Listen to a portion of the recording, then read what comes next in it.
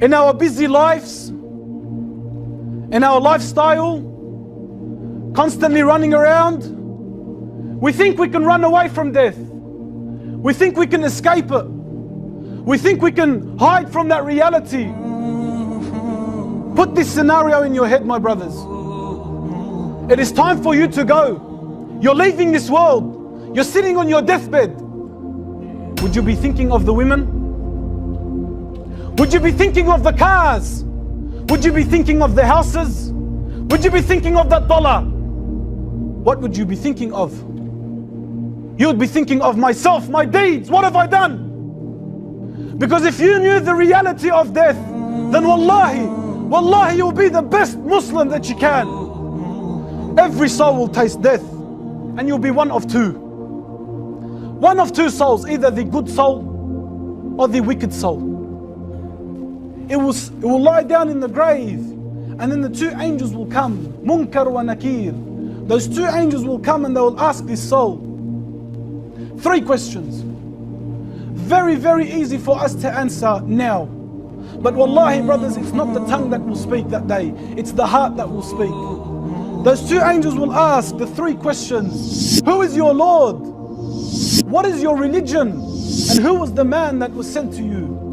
Who is our Lord? It is Allah subhanahu wa ta'ala. What is our religion? It is Islam. And who was the man that was sent to us? It is Muhammad sallallahu alayhi wa sallam. On that day, my brothers, it is not the tongue that will speak, it is the heart that will speak. And when this beautiful, obedient, pious soul will answer those 3 questions successfully, his grave will be made so wide as far as he can see, so easy for him to sleep in. It's going to be so comfortable, very, very wide. And a window will be opened for him. And he can start to smell the fragrance of Jannah. And he can see his position in Jannah. And then he starts to make dua, Ya Allah, make that day come, I want to enter the Jannah. For that beautiful, pious, believing soul.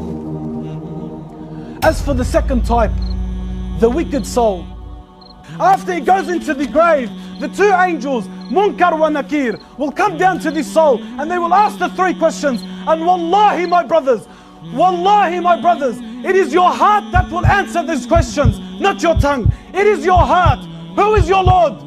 What is your religion? And who is the man that was sent to you?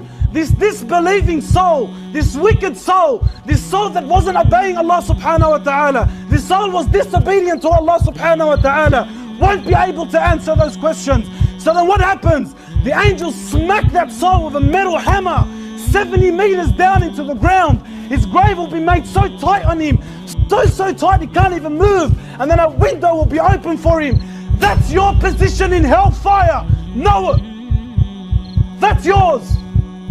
For the disbelieving soul. Wallahi, my brothers, every single one of us will taste death. And every single one of us will go through that process.